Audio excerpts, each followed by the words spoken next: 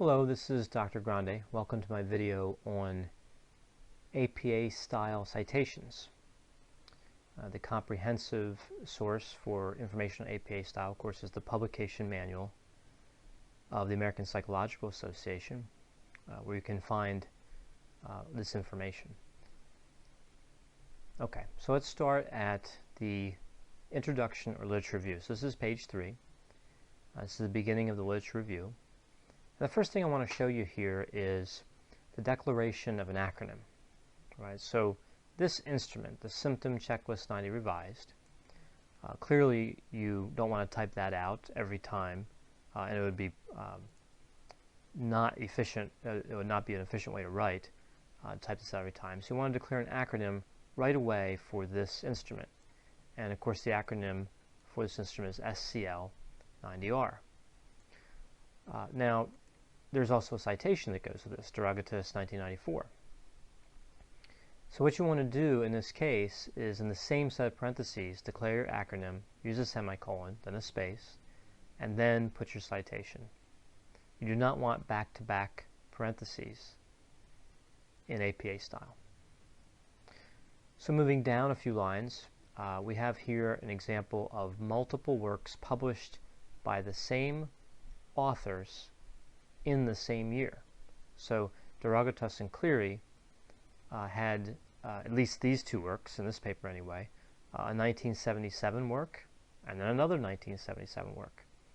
And you can see that we simply add an A and a B, and they'll be changed in the references to match that.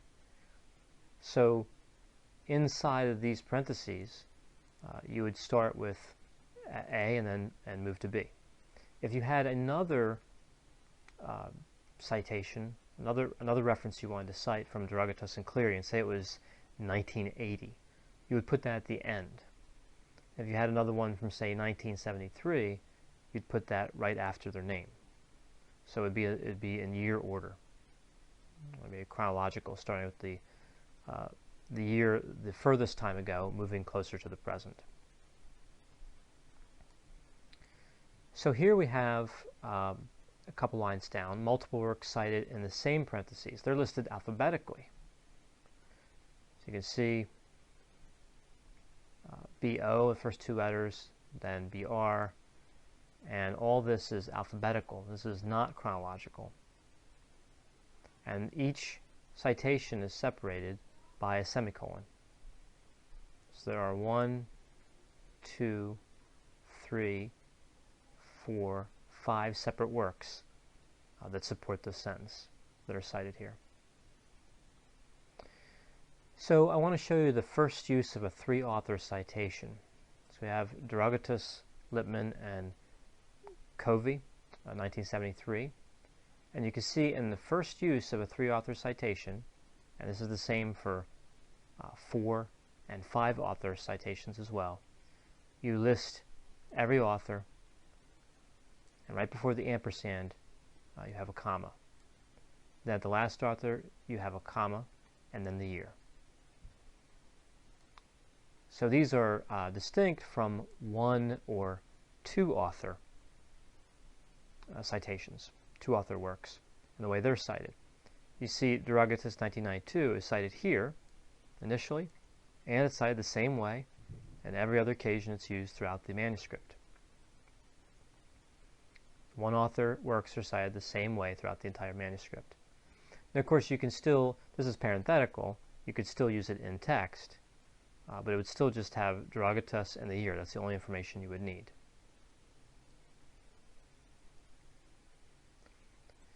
Now, here's a situation that does happen once in a while, and it's important to be aware of it. This is a situation where you have 2 works where the first and second author's names are the same, and the year is the same. So to avoid confusion with another work that has the same first and second author, as well as the same publication year, the third author is included before et al., which is Latin for and others.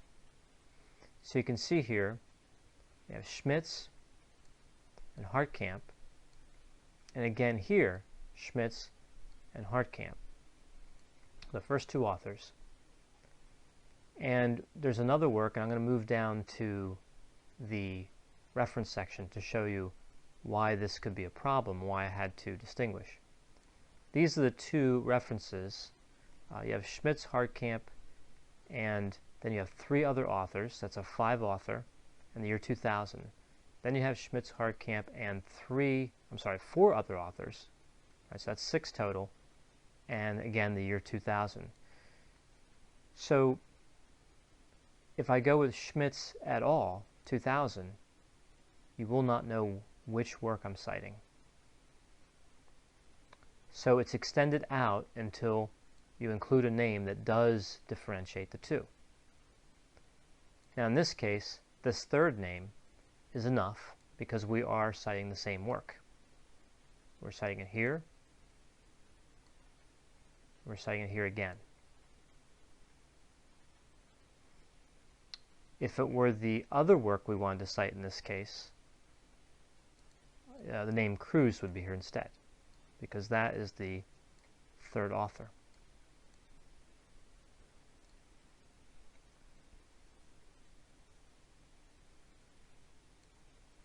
Okay, so I wanted to clear up that.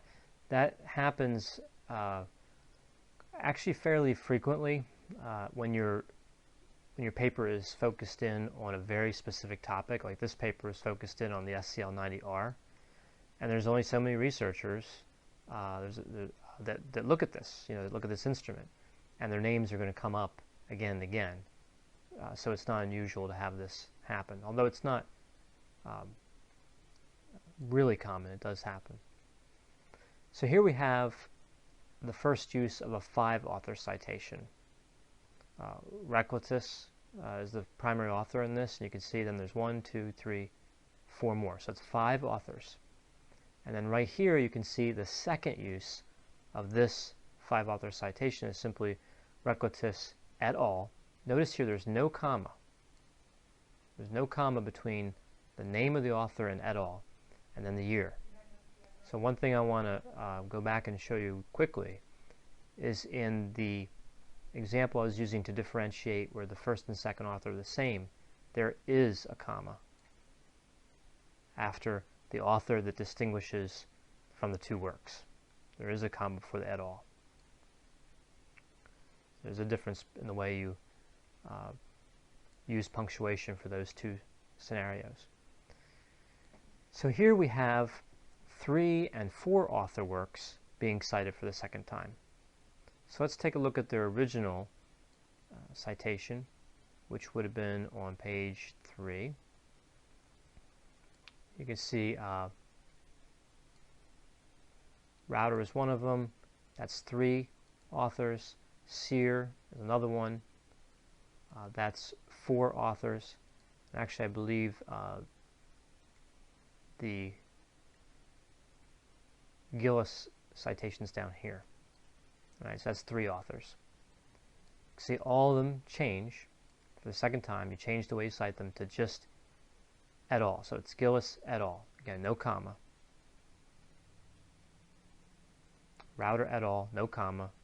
And Sear et al. No comma between them. Of course, there's a comma still between the author and et al. And the year. All right, we still have that. And here you can see a 2-author work. They're cited the same throughout the whole paper, just like the 1 author. So these 2 authors always be cited like this. Now, one thing I want to point out is you can see that you can use these citations parenthetically. This is inside of parentheses. And you can also use them in text, such as this. When you use them in parentheses, the and changes to an ampersand. And notice there's no comma after Peterson in this example. And here you can see, and this taxon I was saying before, in the Schmitz-Hartkamp citation, you can see the third author is Cruz. Again, there is a comma there. So this is the other work. All right. This is the this work here. So this is 6 authors, so it would normally be Schmitz et al., but you can't do that because you have another reference with which it could be confused. So you have to have up to 3 authors in this case, then and others et al., and then the year. There's a couple other areas I want to cover in regard to citations that have caused some confusion in the past. And the first is secondary sources.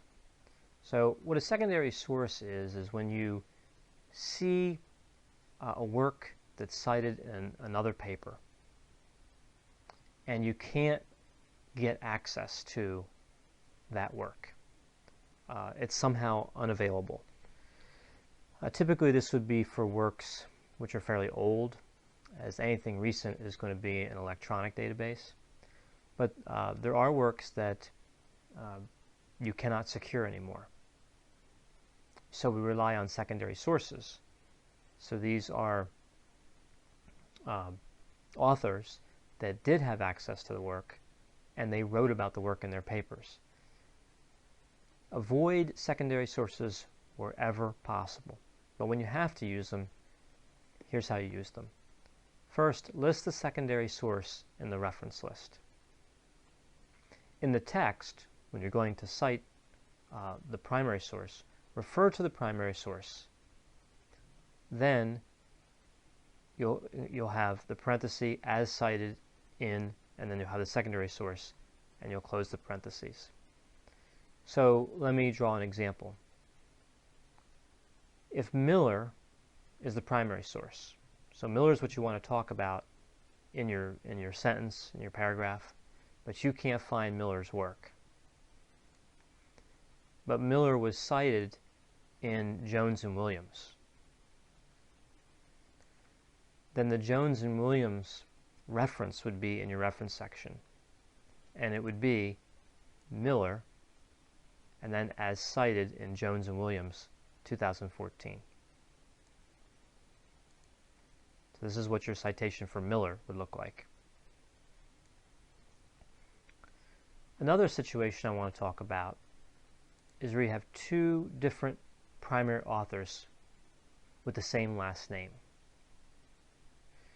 So APA style is a little different here than you might expect.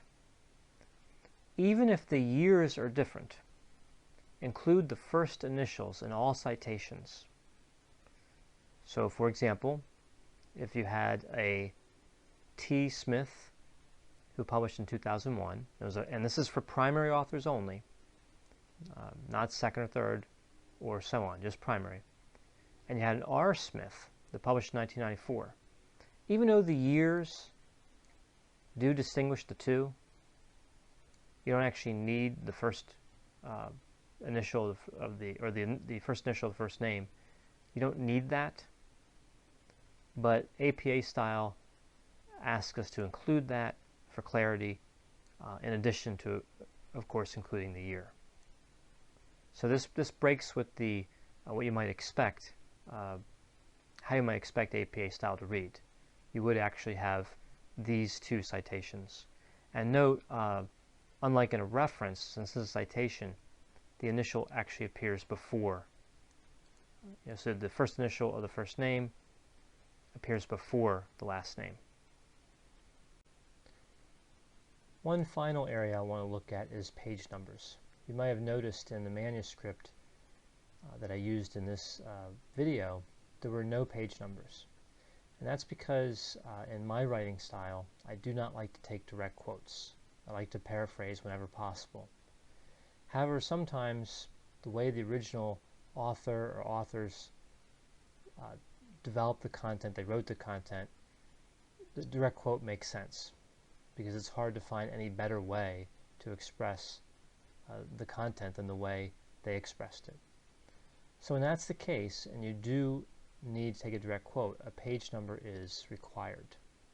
So you can see in this example, here's some content that's not quoted, and here's some content that is. Of course, it's within the quotation marks.